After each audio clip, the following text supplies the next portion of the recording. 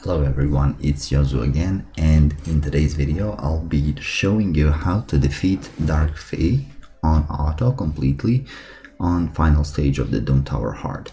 So in this rotation, first let's check out Dark Fae, what she does. No, this is best teams, but boss battles. One of her attacks, she's called actually Astronics, didn't know that. I always call her Dark Fae, but let's take a look. Dark Light Beams attacks all enemies, 100% chance of placing a leech debuff on each enemy. Then Dark Tendrils attacks all enemies. Now she has quite a few effects. Steals one random debuff from each enemy according to the number of magic champions. Steals turn meter according to the number of force champions. Increases chance of placing True Fear according to the number of void champions, and heals Astronics by 10% for each spirit champion on the team. Then attacks all enemies. All living allies will team up and join the attack, so she has her own ally attack but with increased damage. Then this banishes one enemy champion, aka my champion, and spawns a mirror copy of them onto her team. Places the True Fear debuff on all enemies for 1 turn and increases Astronics Dark Energy counter by 1. Let's take a look at Fae Mirror. She places Perfect Veil on her and spawns mirror copies of all enemies or my allies, my champions, on her team at the start of each battle.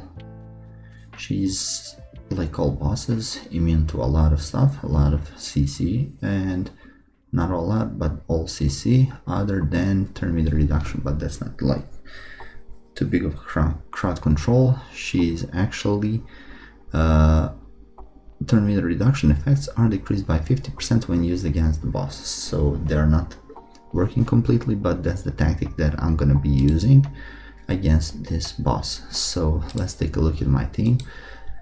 Like I said, I'm using only EPICS, so Deacon Armstrong, he has to be as fast as possible and cannot use his A1, A2 or A3 on the second wave, and A3 has to be an opener on the third wave to 75 speed for 84 accuracy. Then Fahrakin, he is with 233 speed, 83 crit rate, 229 crit damage, so not ideal, but that's what we are working with, and 239 accuracy. We have 2 allures for control, so on the first wave they can do whatever they want. On the second wave I've placed like Temptation to be opener and then never use it again, and on the third wave never use Hellish Blaze, 228 speed, 379 accuracy, 100% crit rate is a must. And the second one does not even need to use Temptation, and never use Hellish Blaze. And this guy, sometimes, I don't know what happens, but he tends to, even if he's not using takedown on the second wave, he actually tends to use takedown hamstring on the third wave as an opener, so I have to place this one. So yeah, I had to sacrifice some of his attack and crit damage in order to build accuracy in him, which I usually don't have. On my second one I don't have accuracy at all, but I needed it for this one to decrease speed and turn meter of the Dark Fae boss. So let's just jump into it. Let's see how this team goes. It's not the fastest time. I've had a lot of runs with this team, with similar teams actually. I've used Lanakis pretty often, so yeah, hopefully I'm not gonna fail this one. I just realized his A2 might have been on cooldown because he uses it on the first wave, but should not be the case, right? Look, he actually takes a lot of damage, and this usually never happens. I am not a fan of this at all. I mean, I don't think this is actually a 100% run, because I just put it to autoplay and yeah, leave it like that. Don't even bother to look if I want all the materials or not. but I think it's like pretty high win rate. We'll take a look at it now. Okay, so they are building some of the decreasing turn meters, and I think that should be it for now. Not for now, for this fight completely. So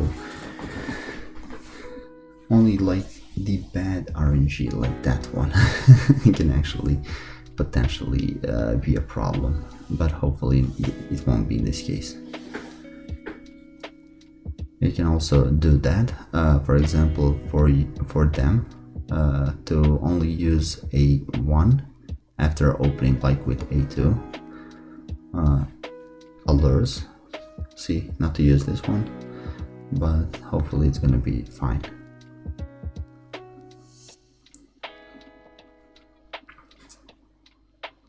Her HP is slowly dropping, and you can clearly see my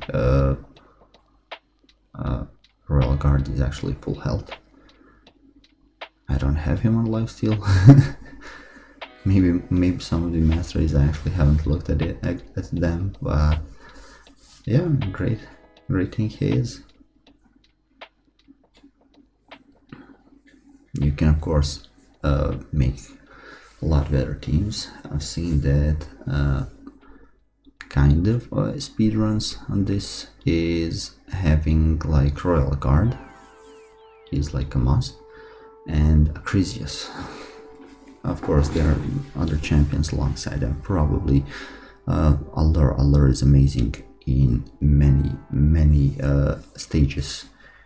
Whenever you see that you can control a boss with turn meter, you have to bring in Allure, especially if it's a single boss, like in this case. So bring Allure, for example, you can bring Allure to how was he called, the boss that has a shield, and if you have no shield, when you attack him, he is gonna counterattack you. I forgot his name, but you can even bring Allures in there.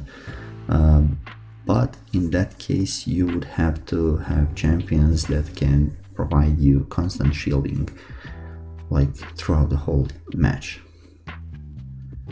There are other ways to beat that boss. So Scarab, finally. Finally, I keep forgetting stuff. It's quite late in the night, but yeah, okay. So far 4 minutes. I mean, of course, I don't autoplay this like throughout the day or something like that. I autoplay it whenever I want to go somewhere or something like that. I'll just put all of my keys, like how many do you have daily? Like 10 usually, and then you can get 5 from finishing advanced quests, so 15 keys.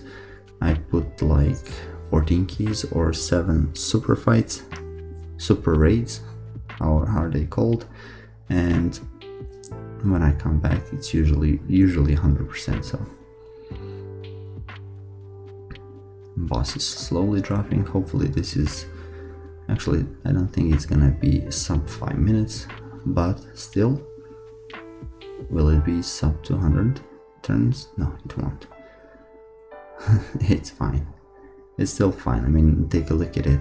It's a low spending account with full epic team. Some of these epics are truly underrated, especially like Farak in the Fat. And there you have it, like 700k damage from Farak in the Fat. He doesn't even have his like max HP type of abilities. He just dealt pure damage. Allures 275, 309. Deacon is there just for support, and Royal Guard with 2,100,000 damage. So that would be about it for this this final boss, Dark Fae, Astronix or Astralix. I already forgot her name. And you can even copy this team completely. It's gonna work just fine. let's see, oh, some of my teammates actually took it down much easier, but yeah, I mean, similar stuff. You just need to control it as much as you can. I am limited with some of these champions, but not gonna be making excuses. These guys are truly amazing players. So yeah, that would be it for today's video. Hope you guys liked it, and if you did, make sure to like and subscribe, and I'll see you guys next time. See ya.